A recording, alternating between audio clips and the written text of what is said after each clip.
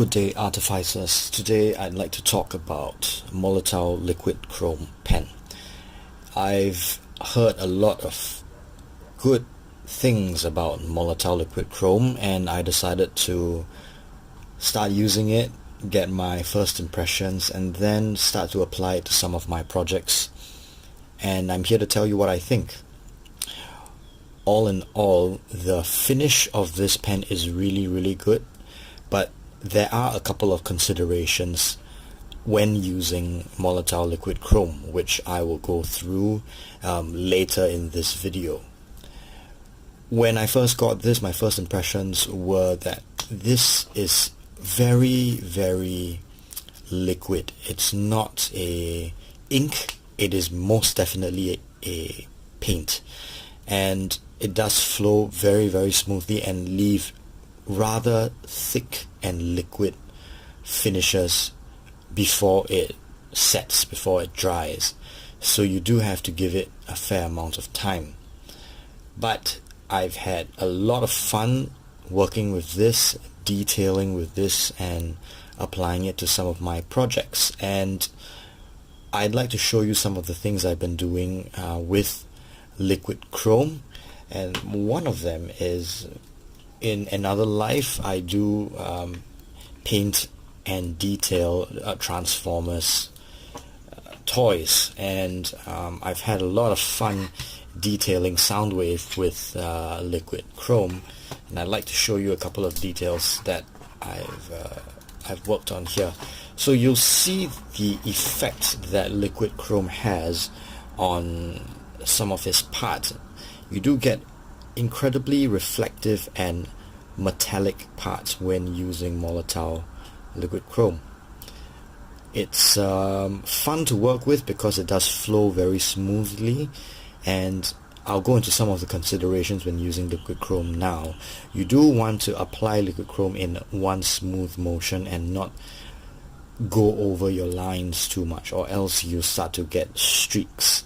It does want to pool and it does want to accumulate, and you want to allow it to do that and then let it set until it's mold itself around the plastic that you are painting on. The setting time varies. I do feel much more confident in telling you to leave it for a week or so to really get a nice reflective coating, and even after a week I'd refrain from touching this too much until well months after you first painted it. I've had a couple of accidents. You'll see on his buttons on the waist, some of the chrome does tend to wrinkle up and start to press if you touch it too soon. So you do see some mistakes around there. On to some of the tips that I have for using liquid chrome. You see what I've done on Soundwave. Allow me to zoom out slightly.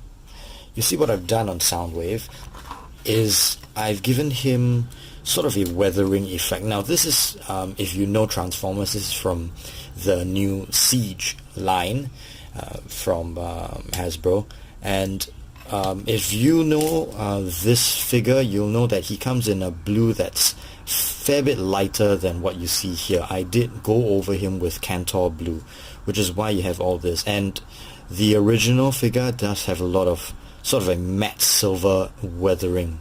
What I've done actually is gone over him with Cantor blue and applied a McCrag blue dry brush.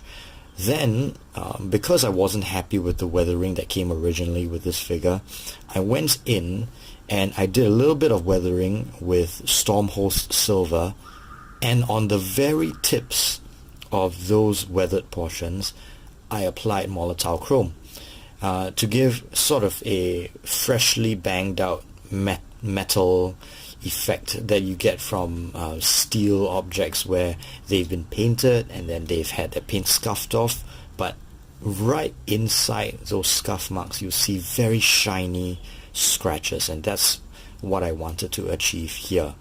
A couple of things I learned when using Molotow. There are a couple of different nib sizes. I unfortunately only had to get the biggest one because this was the only one in stock at the time. What I learned is, also from using Sharpies in smaller nib sizes, is different nib sizes do have very clearly different purposes. And on this broader one, you do get to enjoy nice broad coverage for your models. And what's interesting is that on the smaller nibs, while you do have a very fine tip, you don't get the luxury of using sort of the broad end of the marker and sort of using that to almost edge highlight some of your portion. I'm going to go over here and just add a fine edge highlight over his the back of his leg. So if I do that, you see that I can achieve an incredibly fine edge highlight that I wouldn't be able to if it wasn't a broad tip marker. I'm going to do that again. If you look at this, you do get some wonderful edge highlights using a broader tip. So based on what you are working on, you want to use different size tips. Now for the wings of Laserbeak, I did really wish that I had some finer tips, but I was able to pick off some nice details using this pen. So all in all, I'm very happy with the effect I have here, and I'd like to show you how I detail a AOS miniature right now.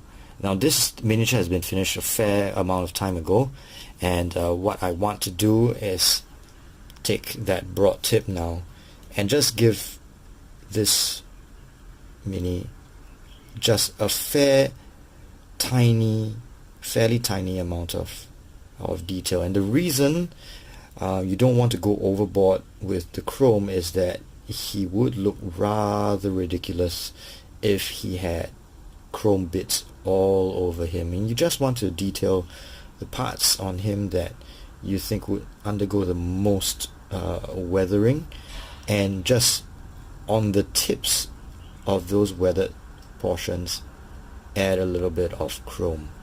You see what I mean here.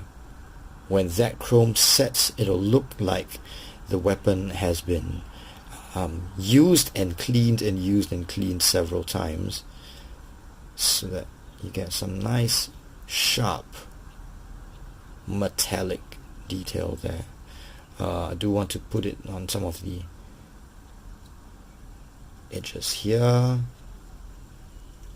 and even on that shield.